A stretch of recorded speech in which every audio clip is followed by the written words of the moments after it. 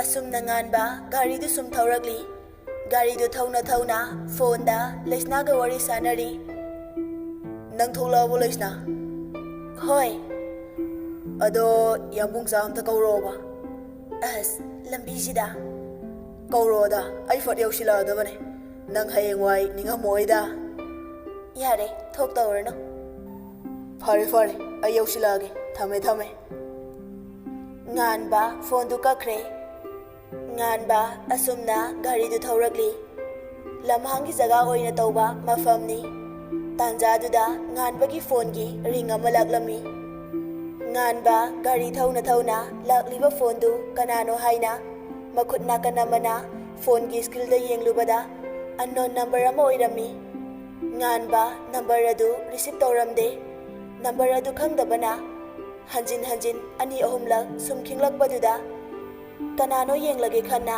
phone du phat paikhat ke hek tawbaga khanghaude gari achauba amana nganbagi gari da safu kana thomjilakhibadu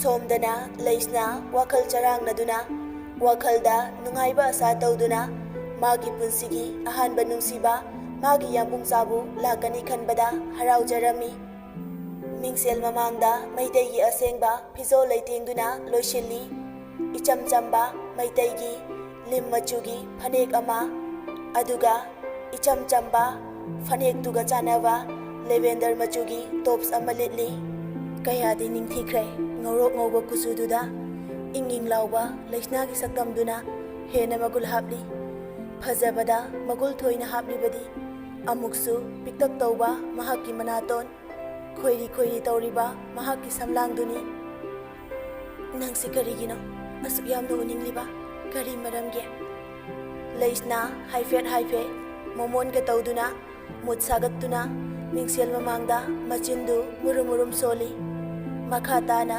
Leisna amuksu tapna sonjai yahau thengma nungsiba oirabasu aihaki ifamdadi nahakse amata ngairaba iralne yambungcha nahakna aigi upalni yetjagi urigum mapo khudingda tangjagi nafamda langol kaya dasu oijagi nahakse aihakdagi asumna Leisna mamaidu haifet kaba keshanduna mapanda thoglai tasengna Leisna nupagum oirakpana masadu phajaba athiba karino khangde kebasu haite Leisna kaidano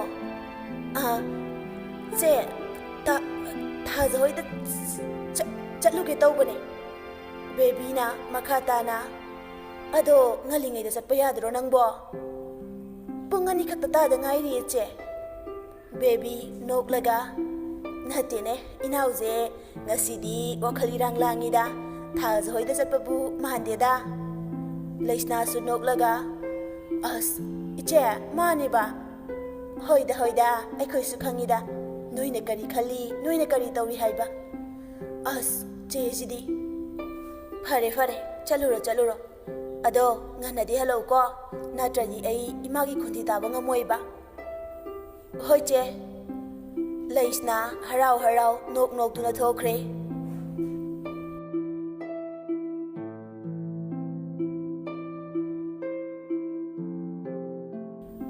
somdana nganbe accident tawi haibasi mapaya school mama nganthoyamadi thauba loina taraduna hospital da laklami oti manungdagi nurse nupi ama thoklaklaga patient gi imung manung oibirabra anabasi kharuna leire aduna blood bank dagi e khar darkar tai thawbana phani nurse nupi adu wahai adu hayamduna hek changkhige tawbaga thawbana khanghai hairei excuse me yani habiro blood se aikhoidagi lawbudi kaisu kaiba laite adubu anabase khara khitang serious oibisida tangai fadan haibani magi kokse khara luna leire fani sinjarage asi hairamduna fajangkre nurse adu thauba oti mamangdagi thoraklaga nakan side singda patient kayagi phampham leiriba aduda laktuna ya school amadi nganthoi na famliba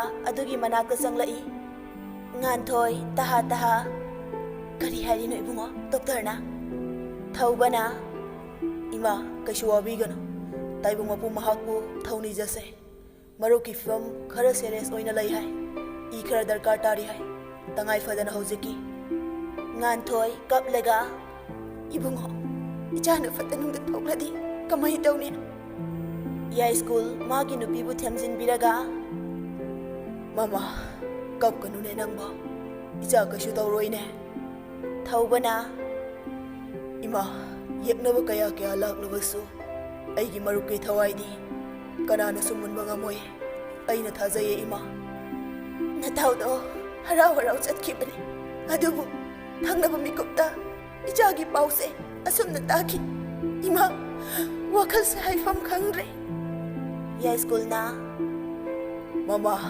kai hino nangna adu hena khanjiludubo ichagi magul mapai na su khangine akhang kan ga ichane se kap kano nangna dumna tawrabadi kamai tawne mama hoi bi kayana machana awaba tarabada kaidau ngaida mapi ira sinta haidabani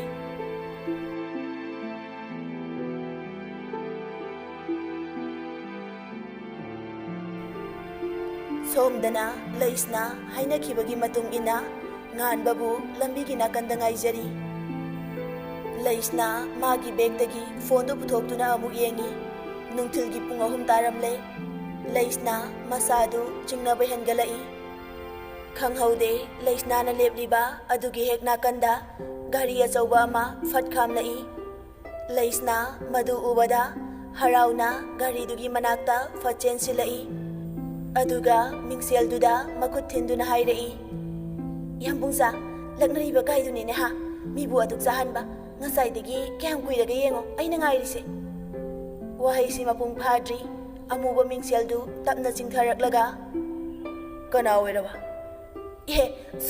sorry mi ama malure okay asi haiduna nupa adu gari du fathaukre leisna nganba oiramdabaduda masadu ikairapti tawi machindasu tapna solai as ikai ngasi hanbana misida ikai kai thoraklaga pungchop chopine loire leisna nangi laibakse thigangda phame asum na ngai ha leisna khoidau do sauning tawduna leiringai magi phone da ring ama laklami lakliba ring du chat message ni haiba leisna khange maduda leisna kaisu thausaramde leisna ki phone da amuksu message lakpagi ring du laklami leisna machinda kai kanadabada company na marolama ai ngaigiba horen bung haigiba laktabra yengeba asumna leisna machinda murum solingai hanjin message lakpagi makholdu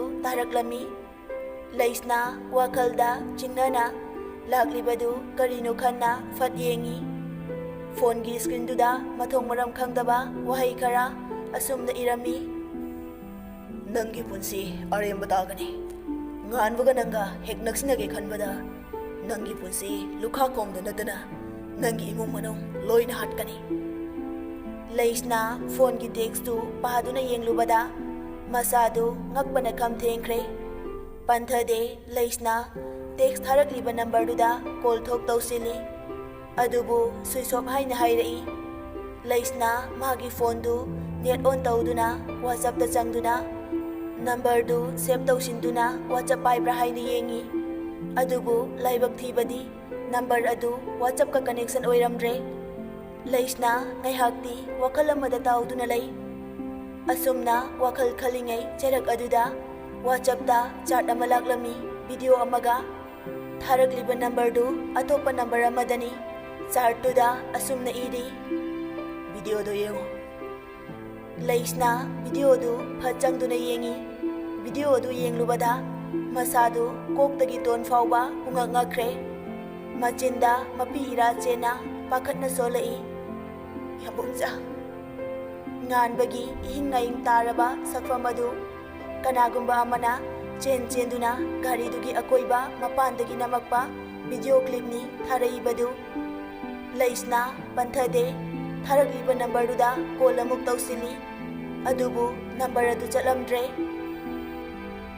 somdasu operation adu loiraduna doctor adu maithong maksina thoraklami Ibungo doctor, ichabu kari fibamda leibage. Kaisu thoidokpa tawdrabro? Thaubana, doctor, aigi maruki fibam kamdobirige. Nganthoi amadi thauba wakal charangnana hairakpani. Haujiki oinadi mahaki fibam kaisu tawdre haina lawbe. Adubo thauba chingnana haibiyo doctor. Aigi maruki condition karino. Sengni hekta takbiyo doctor. Doctor aduna aigi kada patient gi mi ama lakpiro. Aduga wari si kumna sahanarasi. Thaubana fani doctor. Doctor dusu wahai khara du hairamduna thokre. Ngan basu doctor amadi nurse ka loinana bed ta hifanduna wardroom da puthorakli. Ngan thoi machagi matau du uraga moi babu ichase asumai nasu.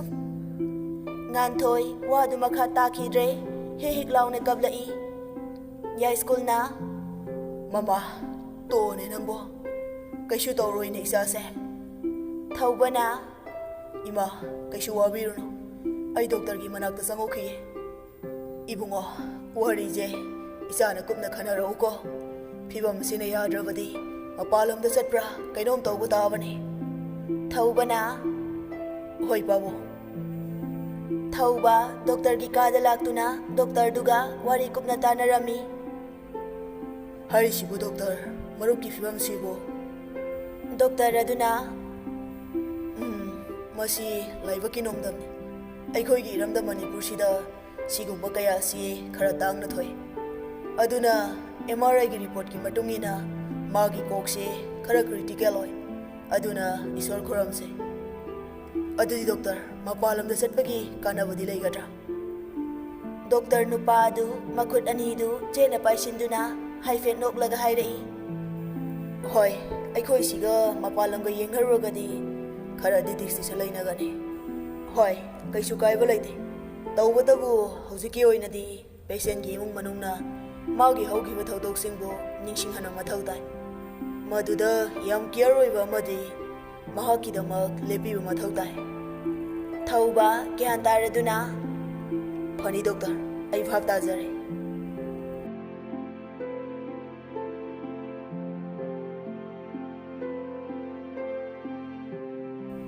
Somdasu laisna mayumda halaktuna magi kada tuminna changlaktuna phamungda tapna famtharai. Aduga wakhalda karigumba ama khanbagi mawongda tuminna manglaga lei.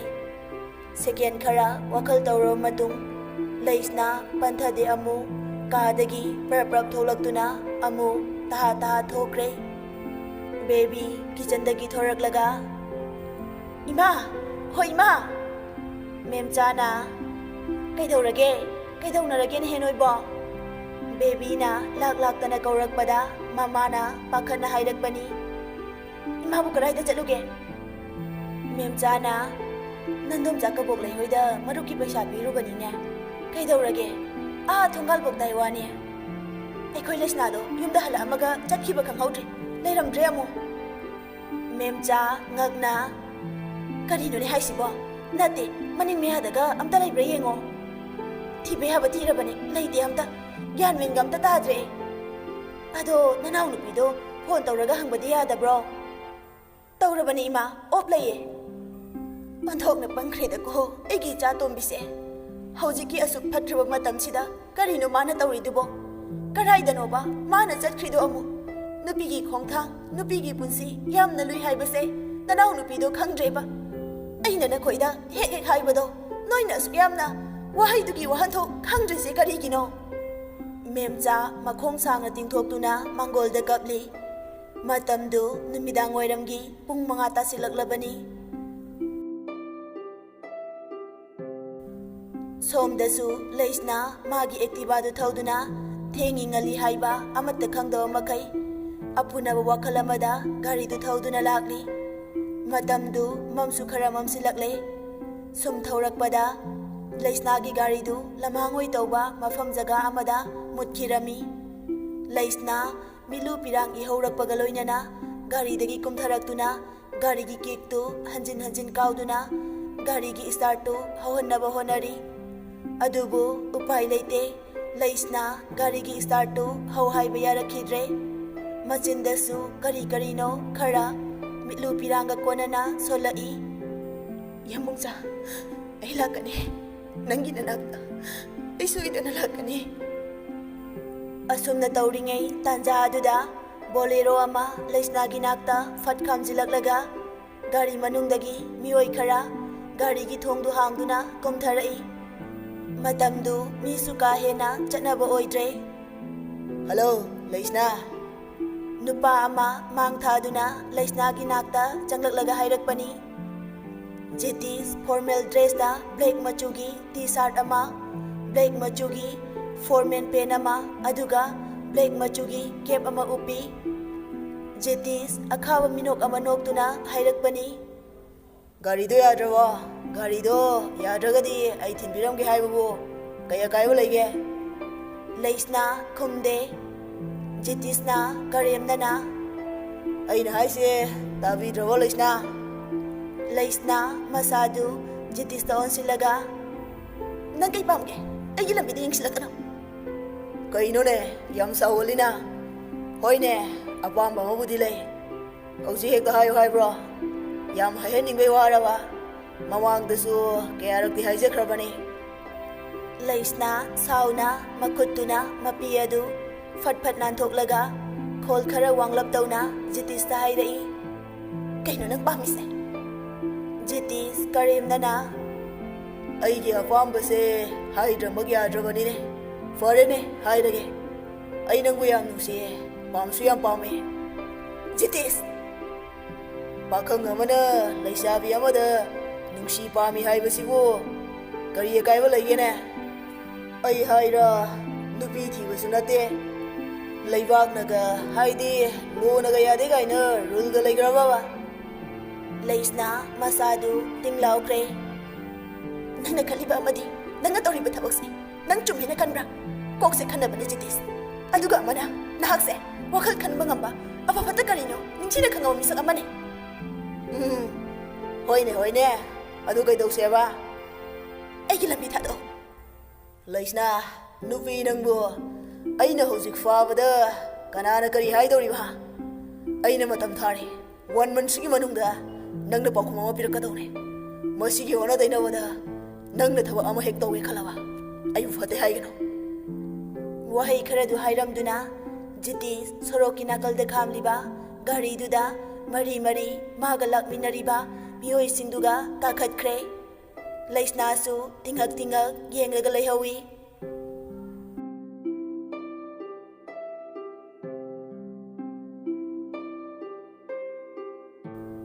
ꯁꯣꯝꯗꯁꯨ ꯃꯆꯦ baby ꯑꯃꯗꯤ ꯃꯃꯥ ꯃꯦꯝꯆꯥ ꯃꯆꯥꯅꯨꯄꯤ ꯍꯜꯂꯛꯄ ꯉꯥꯏꯔꯤ꯫ ꯉꯥꯏꯍꯥꯛ ꯂꯩꯔꯕ ꯃꯇꯨꯡ ꯒꯥꯔꯤ ꯊꯧꯖꯤꯜꯂꯛꯄꯒꯤ ꯃꯈꯣꯜꯗꯨ ꯇꯥꯔꯕꯗ ꯃꯦꯝꯆꯥ ꯃꯁꯥꯗꯨ ꯃꯥꯡꯒꯣꯜꯗ ꯐꯝꯂꯝꯕꯗꯒꯤ ꯄ꯭ꯔꯞ ꯄ꯭ꯔꯞ ꯁꯨꯃꯥꯡꯗ ꯀꯨꯝꯊꯔꯛꯂꯒ ꯃꯆꯥꯅꯨꯄꯤꯒꯤ ꯃꯅꯥꯛꯇꯝꯅ ꯆꯦꯟꯁꯤꯜꯂꯛꯏ꯫ ꯂꯩꯁꯅꯥ ꯒꯥꯔꯤꯗꯨ ꯇꯞꯅ ꯈꯥꯝꯗꯨꯅ ꯃꯁꯥꯗꯨ ꯇꯔꯪ ꯑꯃꯗ ꯀꯨꯝꯊꯔꯛꯏ꯫ ꯃꯃꯥ ꯃꯦꯝꯆꯥ ꯁꯥꯎꯅꯤꯡꯅ ꯃꯆꯥꯒꯤ ꯃꯃꯥꯏꯗ ꯈꯨꯕꯥꯛꯅ ꯑꯃꯨꯔꯛ ꯊꯥꯏ꯫ ꯅꯪ ꯅꯨꯄꯤꯅꯤ ꯍꯥꯏꯕꯁꯤ ꯅꯪ ꯀꯥꯎꯔꯕ꯭ꯔꯥ? ꯂꯩꯁꯅꯥ ꯋꯥ ꯃꯆꯦꯠ ꯑꯃꯠꯇ ꯉꯥꯡꯗꯦ꯫ ꯃꯦꯝꯆꯥ ꯃꯈꯥ ꯇꯥꯅ, ꯅꯈꯣꯏꯕꯨ ꯑꯣꯠꯄꯤꯅꯕ ꯀꯅꯥꯁꯨ ꯂꯩꯇꯦꯅ ꯅꯈꯣꯏꯅ ꯑꯩꯈꯣꯏꯒꯤ ꯑꯄꯥꯝꯕꯗ ꯑꯗꯨꯝ ꯆꯠꯂꯤꯕ ꯅꯠꯇ꯭ꯔꯥ? ꯁꯦ ꯅꯃꯥ ꯑꯩꯕꯨ ꯍꯥꯟꯅ ꯍꯥꯠꯂꯣ, ꯁꯦ ꯅꯃꯥ ꯑꯩꯕꯨ ꯍꯥꯟꯅ ꯍꯥꯠꯂꯝꯃꯣ, ꯑꯗꯨꯒ ꯅꯣꯏꯒꯤ ꯑꯄꯥꯝꯕ ꯇꯧꯍꯧꯔꯣ꯫ ꯕꯦꯕꯤꯁꯨ ꯇꯞꯅ ꯆꯪꯂꯛꯂꯒ, ꯏꯃꯥ ꯌꯥꯔꯦꯁꯦ ꯇꯣꯛꯑꯣ, ꯅꯈꯣꯏꯕꯨ ꯃꯤ ꯑꯃꯃꯝꯇ ꯑꯣꯏꯔꯕꯗꯤ ꯍꯥꯏꯗꯨꯅ ꯑꯩꯈꯣꯏꯅ ꯑꯁꯥ ꯆꯥꯎꯅ ꯈꯜꯂꯤ, ꯅꯍꯩ ꯐꯥꯎꯕ ꯅꯤꯡꯊꯤꯅ ꯃꯄꯨꯡ ꯐꯥꯗ꯭ꯔꯤꯕ ꯅꯈꯣꯏꯅ ꯋꯥꯈꯜ ꯑꯁꯨꯛ ꯌꯥꯝꯅ ꯌꯥꯎꯗ꯭ꯔꯤꯁꯤ ꯀꯔꯤꯒꯤꯅꯣ? ꯅꯈꯣꯏꯅ ꯇꯧꯔꯤꯕꯁꯤꯕꯨ ꯅꯃꯥ ꯅꯄꯥ ꯑꯩꯈꯣꯏꯕꯨ ꯃꯤꯡꯆꯠ ꯎꯠꯂꯤꯕ꯭ꯔꯥ ꯅꯠꯇ꯭ꯔꯒꯅ ꯑꯩꯈꯣꯏꯕꯨ ꯌꯣꯜꯂꯤꯕ꯭ꯔꯣ? ꯅꯣꯏ ꯅꯨꯄꯤꯅꯤ ꯍꯥꯏꯕꯁꯦ ꯇꯁꯦꯡꯅ ꯀꯥꯎꯔꯦ꯫ ꯉꯁꯤꯒꯤ ꯁꯃꯥꯖ ꯑꯁꯤꯗ ꯅꯨꯄꯤ ꯑꯃꯒꯤ ꯊꯥꯛ, ꯅꯨꯄꯤ ꯑꯃꯗ ꯁꯃꯥꯖꯅ ꯀꯔꯝꯕ ꯃꯤꯠꯌꯦꯡ ꯌꯦꯡꯉꯤ ꯍꯥꯏꯕ ꯅꯈꯣꯏ ꯈꯪꯂꯤꯕ ꯅꯠꯇ꯭ꯔꯥ? ꯂꯩꯁꯅꯥ ꯃꯃꯥꯒꯤ ꯋꯥꯗꯨ ꯇꯥꯕꯗ ꯀꯞꯂꯒ, ꯏꯃꯥ ꯅꯆꯥ ꯂꯥꯟꯖꯔꯦ, ꯑꯩ ꯑꯃꯨꯛ ꯍꯟꯅ ꯇꯧꯖꯔꯔꯣꯏ ꯏꯃꯥ꯫ ꯂꯩꯁꯅꯥ ꯃꯈꯨꯠ ꯑꯅꯤꯗꯨ ꯂꯣꯟꯅꯗꯨꯅ ꯃꯈꯥꯗ ꯂꯨꯛꯊꯗꯨꯅ ꯍꯥꯏꯔꯛꯄꯅꯤ꯫ ꯃꯃꯥ ꯑꯣꯏꯕꯤ ꯀꯌꯥꯅ ꯀꯌꯥꯝ ꯀꯨꯏꯅ ꯈꯥꯡꯗꯨꯅ ꯁꯥꯎꯗꯨꯅ ꯂꯩꯕ ꯉꯝꯒꯅꯤ? ꯃꯆꯥꯅ ꯁꯣꯏꯈ꯭ꯔꯦ ꯂꯥꯟꯈ꯭ꯔꯦ ꯍꯥꯏꯔꯕ ꯃꯤꯀꯨꯞꯇ ꯂꯩꯔꯝꯃꯣꯏ ꯃꯥꯂꯦꯝ ꯄ꯭ꯔꯤꯊꯤꯕꯤ ꯑꯁꯤꯗ ꯃꯆꯥꯒꯤ ꯃꯤꯅꯨꯡꯁꯤ ꯈꯪꯗꯕ ꯃꯃꯥ ꯀꯅꯥꯁꯨ꯫ ꯑꯁꯨꯝꯅ ꯃꯇꯝ ꯈꯔ ꯍꯧꯈ꯭ꯔꯦ. ꯉꯥꯟꯕ ꯍꯣꯁꯄꯤꯇꯥꯜꯗꯒꯤ ꯗꯤꯁꯆꯥꯔꯖ ꯇꯧꯔꯗꯨꯅ ꯌꯨꯝꯗ ꯄꯨꯊꯔꯛꯂꯦ. ꯏꯕꯨꯡꯉꯣ, ꯁꯦ ꯁꯪꯒꯣꯝꯁꯤ ꯈꯔ ꯊꯛꯆꯤꯟꯁꯤ. ꯍꯥ, ꯀꯩ ꯍꯥꯏꯕ ꯏꯃꯥ? ꯇꯨ, ꯏꯃꯥꯅ ꯏꯆꯥꯒꯤ ꯁꯪꯒꯣꯝ ꯄꯨꯔꯛꯄꯅꯦ. ꯍꯣꯏ, ꯇꯦꯕꯜꯗ ꯊꯝꯃꯣ ꯏꯃꯥ. ꯉꯥꯟꯊꯣꯏ ꯁꯪꯒꯣꯝ ꯌꯥꯎꯕ ꯒ꯭ꯂꯥꯁꯇꯨ ꯃꯆꯥꯅ ꯐꯝꯂꯤꯕ ꯇꯦꯕꯜ ꯑꯗꯨꯒꯤ ꯃꯅꯥꯛꯇ ꯊꯝꯂꯒ, ꯏꯕꯨꯡꯉꯣ, ꯅꯁꯥꯗꯣ ꯀꯩꯁꯨ ꯇꯧꯗ꯭ꯔꯕꯣ? ꯍꯣꯏ ꯏꯃꯥ. ꯏꯆꯥꯅ ꯅꯨꯡꯉꯥꯏꯇꯅ, ꯏꯆꯥꯅ ꯋꯥꯈꯜ ꯇꯧꯗꯨꯅ ꯑꯋꯥꯕ ꯄꯣꯠꯂꯨꯝ ꯑꯃ ꯀꯣꯟꯅꯕꯒꯨꯝ ꯂꯩꯕꯗꯣ ꯏꯃꯥ ꯇꯁꯦꯡꯅ ꯅꯨꯡꯉꯥꯏꯇꯦ. ꯑꯩ ꯏꯆꯥꯒꯤ ꯍꯟꯗꯛ ꯑꯣꯏꯔꯛꯂꯤꯕ ꯃꯑꯣꯡꯁꯦ ꯏꯃꯥ ꯅꯨꯡꯉꯥꯏꯇꯦ. ꯍꯥꯏꯌꯨ, ꯏꯆꯥ ꯀꯩꯗꯧꯔꯒꯦ? ꯏꯆꯥꯒꯤ ꯋꯥꯈꯜꯗ ꯍꯧꯖꯤꯛ ꯀꯔꯤ ꯅꯤꯡꯕ ꯊꯨꯡꯗ꯭ꯔꯕꯒꯦ? ꯍꯥꯏꯌꯨ ꯏꯃꯥꯗ. ꯉꯥꯟꯕ ꯍꯥꯏꯐꯦꯠ ꯃꯣꯃꯣꯟ ꯇꯧꯔꯒ, ꯏꯃꯥ, ꯁꯦ ꯀꯔꯤꯒꯤ ꯏꯃꯥꯅ ꯀꯞꯄꯤꯅꯣ? ꯑꯩꯒꯤ ꯄꯨꯟꯁꯤꯗ ꯀꯔꯤꯁꯨ ꯑꯋꯥꯠꯄ ꯑꯝꯇ ꯂꯩꯇꯦ. ꯑꯩꯒꯤ ꯄꯨꯟꯁꯤꯒꯤ ꯁꯪꯁꯥꯔ ꯑꯁꯤꯗ ꯈ꯭ꯋꯥꯏꯗꯒꯤ ꯃꯔꯨ ꯑꯣꯏꯔꯤꯕꯗꯤ ꯏꯃꯥ ꯅꯍꯥꯛꯅꯤ, ꯅꯍꯥꯛ ꯈꯛꯇꯅꯤ. ꯏꯆꯥꯅ ꯇꯦꯛꯇ ꯀꯥꯏꯗꯅ ꯑꯁꯨꯝꯅ ꯑꯣꯏꯔꯛꯀꯅꯤ ꯍꯥꯏꯕꯁꯦ ꯏꯃꯥ ꯊꯥꯖꯔꯨꯗ꯭ꯔꯕꯅꯤ. ꯐꯔꯦ, ꯏꯃꯥ ꯆꯥꯛ ꯊꯥꯡꯒꯠꯂꯨꯈꯤꯒꯦꯀꯣ ꯏꯆꯥꯒꯤ. ꯍꯣꯏ ꯏꯃꯥ. ꯉꯥꯟꯊꯣꯏ ꯀꯥ ꯑꯗꯨꯗꯒꯤ ꯊꯣꯛꯈ꯭ꯔꯦ. ꯑꯗꯨꯒ ꯉꯥꯟꯕꯁꯨ ꯇꯦꯕꯜ ꯃꯊꯛꯇꯨꯗ ꯂꯩꯔꯤꯕ ꯕꯣꯏ ꯑꯃ ꯂꯧꯊꯣꯔꯛꯂꯒ ꯃꯈꯨꯠ ꯌꯦꯠꯇꯨꯅ ꯄꯦꯟ ꯑꯃ ꯄꯥꯏꯗꯨꯅ ꯀꯔꯤ ꯀꯔꯤꯅꯣ ꯈꯔ ꯄꯪꯏꯗ ꯏꯔꯤ. ꯃꯆꯤꯟꯗꯁꯨ ꯇꯞꯅ ꯁꯣꯜꯂꯛꯏ. ꯂꯩꯁꯅꯥ, ꯅꯍꯥꯛꯄꯨ ꯀꯅꯥꯅꯣ?